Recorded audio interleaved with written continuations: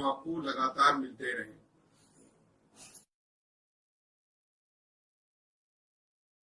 नमस्कार दोस्तों, धर्म रहस्य चैनल पर आपका एक बार फिर से स्वागत है। आज हम लोग बात करेंगे योगिनी साधना के विषय में, और वो भी एक ऐसी महत्वपूर्ण और अत्यंत शक्तिशाली योगिनी शक्ति जिनको हम माता मणिकर्णिका की मूल योगिनी कहते हैं। आप लोग माता मणिकर्णिका के विषय में तो जानते ही होंगे। अगर नहीं जानते हैं तो उस संबंध में भी मैं आपको वाराणसी की मणिकर्णिका घाट के विषय में बताता हूं। और ये जो स्वरूप है माता का मणिकर्णिका, उनकी जो मूल योगिनी है उनके ही नाम से जानी जाती हैं। असल में मणिकर्णिका घाट वाराणसी में गंगा नदी के तट पर स्थित एक प्रसिद्ध घाट है। मान्यता के अनुसार यहां पर मां भगवती पार्वती का कर्णफूल यहां के कुंड में गिर गया था, जिसे ढूंढने के लिए भगवान शंकर जी ने प्रयास किया था, जिस कारण इस स्थान का नाम मणिकर्णिका पड़ गया। एक दूसरी मान्यता के अनुसार भगवान शंकर जी द्वारा माता पार्वती के पार्थिव शरीर का अंतिम संस्कार किया गया, जिस कारण इसे महाश्मशान भी कहा जाता है।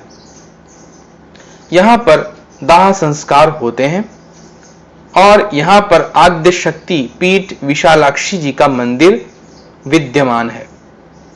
एक मान्यता के अनुसार स्वयं यहां आने वाले मृत शरीर के कानों में तारक मंत्र का उपदेश देते हैं और मुक्ति प्रदान करते हैं। इससे जुड़ी हुई अन्य कहानियां भी हैं। इस घाट से जुड़ी हुई दो कहानियां हैं, जिसमें एक के अनुसार स्वयं भगवान विष्णु ने शिव की तपस्या करते हुए अपना सुदर्शन चक्र से यहां पर एक कुंड को खोदा था, और उस तपस्या के समय उनके शरीर से स्वेद निकला था जो यहां भर गया था। तब भगवान शिव ने प्रसन्न होकर आए हुए भगवान विष्णु के कान की मणिकर्णिका उस कुंड में साधना के दौरान गिर गई थी। इसी कारण से यह मणिकर्णिका नाम से ख्याति पाया। एक और कथा इस संबंध में आती है। जब भगवान शिव को अपने भक्तों से लगातार संपर्क के कारण छुट्टी नहीं मिल पा रही थी, तब मां पार्वती उस समय परेशान हो गई। शिव जी को रोके रखने हेतु इन्होंने अपने कान की मणिकर्णिका छुपा दी और शिव जी से उन्हें ढूंढने के लिए कहा था। शिव जी उसे ढूंढ नहीं पाए, और आज तक जिसकी भी अंत्येष्टि इस घाट पर की जाती है वे उससे पूछते हैं कि क्या उसने देखी है। और इसी घाट की यह विशेषता है कि यहां लगातार हिंदू अंत्येष्टि होती रहती हैं और घाट की चिता लगातार जलती रहती है, कभी भी बुझने नहीं पाती। इसी कारण इसको महाश्मशान के नाम से जाना जाता है। एक चिता की अग्नि समाप्त होने तक दूसरी चिता में आग लगा ही दी जाती है। 24 घंटे ऐसा ही चलता है। वैसे तो लोग शमशान में घाट को जाना पसंद नहीं करते, पर यहां पर विदेशी लोग भी आते जाते रहते हैं। वाराणसी के 84 घाटों में यह सबसे अधिक प्रसिद्ध मणिकर्णिका घाट है। अब मैं आपको देवी मणिकर्णिका के संबंध में कुछ बातें बताना चाहता हूं, फिर उनकी योगिनी शक्ति के विषय में बात करेंगे। कहते हैं मणिकर्णिका देवी जो हैं वो दिव्य माता का रूप कहा जाता है। वह शक्ति रूप में पूजी जाती हैं। पुराणों में भय, धन और संतान प्राप्ति, विवाह संबंधी समस्याओं और मोक्ष के लिए इनकी पूजा की जाती थी। देवी मणिकर्णिका, उनके दाहिने हाथ में कमल का फूल विराजमान है जो कि एक माला से गूंथा हुआ है, और उनके बाएं हाथ में बिजोरे का फल दिखाई पड़ता है। उनकी गर्दन सफेद फूलों और गहनों की एक माला से सजी हुई है, जो कि सफेद रंग की है।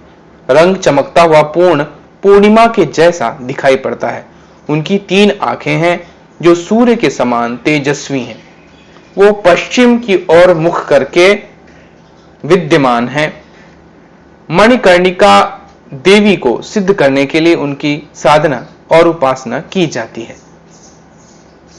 यहां पर मैं आपको इन्हीं देवी की योगिनी शक्ति, जो मणिकर्णिका के नाम से ही जानी जाती हैं, उनकी साधना के विषय में बताने जा रहा हूं। तो सबसे पहले यह जान लें कि योगिनी साधना के लिए आपको किसी महाशमशान या फिर शमशान अथवा घर में निर्मित किया गया हवन कुंड आवश्यक रूप से चाहिए होगा।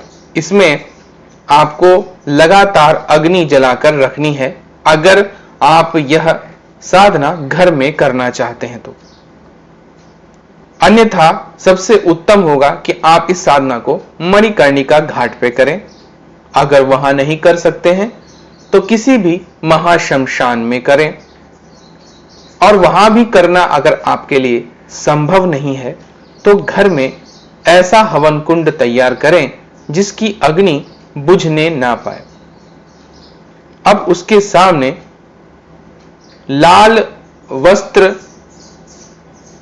पहनकर और लाल ऊनी कंबल के आसन पर बैठकर रुद्राक्ष की माला से नित्य आपको जाप करना है। इनकी साधना सिद्धि के लिए आपको कुल 21 दिनों में 3 लाख मंत्र जाप संपन्न कर लेना होगा। इनकी सिद्धि हो जाने पर देवी साक्षात रूप में आपके सामने आकर दर्शन देती हैं और आपको सभी प्रकार की सिद्धियां प्रदान करती हैं। यह गुप्त योगिनियों में मानी जाती हैं और इनकी सिद्धि हो जाने पर आप इनसे जो इच्छा हो वह कार्य करवा सकते हैं। देवी आपके कान पर आकर विराजमान हो जाती हैं और आपको बताती हैं। इसके अलावा गुप्त तरीके से आपको इनके 2 कर्ण भी प्राप्त हो जाते हैं, यानी कि आपको इनके कान में पहनने जाने वाले दिव्य मणि रूपी कर्णिका आपके कानों में आ जाती हैं, जो दिखाई नहीं पड़ती हैं। ये साक्षात होती हैं और जब आप इन्हें अपनी उंगलियों से छेड़ते हैं तभी देवी का मंत्र जपते हुए देवी योगिनी आपके सामने साक्षात प्रकट हो जाती हैं। देवी बहुत अधिक शक्तिशाली हैं। इनका सिद्धिकरण आसानी से नहीं होता है, लेकिन पूर्ण सिद्धि हो जाने पर जीवन में ऐसा कोई कार्य नहीं है जो आप संपन्न ना कर पाए। यहां तक कि आप दूसरों के कार्यों को भी बना सकते हैं। कोई भी व्यक्ति आपके पास जो भी समस्या लेकर के आता है, उसकी समस्या आप हल कर सकते हैं। देवी मणिकर्णिका अपने ज्ञान और अपनी सामर्थ्य से स्वयं माता पार्वती की पूर्ण शक्ति का परिचय करवाती रहती हैं। अब हम लोग इनके मंत्र के विषय में जान लेते हैं। इनका मंत्र है ओम ऐं ह्रीं श्रीं क्लीं मम, यानी मां के ऊपर अंग की बिंदी, मणिकर्णिके योगिनी नमः स्वाहा। मंत्र को एक बार फिर से सुन लीजिए। ओम ऐं ह्रीं श्रीं क्लीं मम मणिकर्णिके योगिनी नमः स्वाहा। इस प्रकार से इनके इस मंत्र का आपको कुल 3 लाख मंत्र जाप संपन्न करना होगा 21 दिनों में, और मंत्र जाप के बाद आपको हवन में शहद, शुद्ध गाय का घी और चीनी बिजोरे के फल के साथ में मिला करके अर्पित करना है और दशांश हवन प्रतिदिन संपन्न करता है। ये जिस भी स्थान पर आप साधना करेंगे वह स्थान जन शून्य होना चाहिए और उस स्थान में किसी और का प्रवेश वर्जित हो। 21 दिनों तक पूर्ण ब्रह्मचर्य का पालन करें और इस दौरान स्वयं भोजन बनाएं। साधना के बाद में उसी स्थान पर थोड़ी दूर बिस्तर बिछाकर शयन कर लें और इस प्रकार से रोज शुद्ध होकर स्नान करें। रात्रि के 9 बजे से आप यह साधना शुरू कर सकते हैं और इस प्रकार 21 दिनों तक यह साधना करें। अगर आप किसी शमशान में यह साधना करते हैं तो आपको किसी रक्षा कवच की आवश्यकता अवश्य होगी और अगर घर में करते हैं तो अपने चारों तरफ रक्षा कवच अवश्य ही बना लें, क्योंकि बहुत सारी शमशानी शक्तियां इसमें आपको परेशान कर सकती हैं और आपका साधना तोड़ने की कोशिश कर सकती हैं।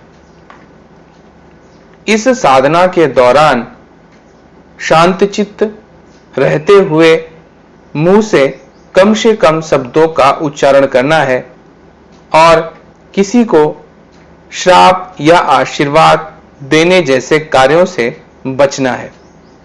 हो सके तो 21 दिनों तक के लिए गुप्त ही रहें ताकि आपको इस मंत्र की पूर्ण सिद्धि हो सके।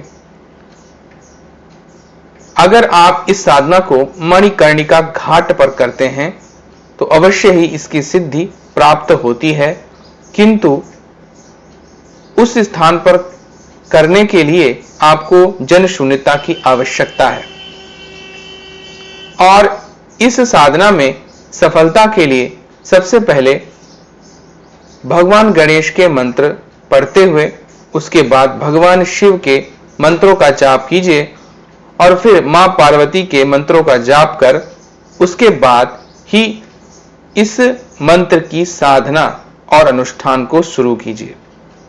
तो इस प्रकार से अगर आप यह करेंगे तो आपको देवी मणिकर्णिका योगिनी की सिद्धि प्राप्त होती है और उनकी सिद्धि से आपके सभी बिगड़े कार्य तो बनते ही हैं, साक्षात दर्शन होने पर वह आपको सभी प्रकार की सिद्धियां प्रदान करती हैं।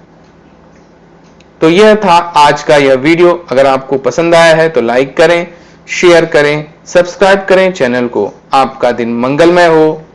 धन्यवाद।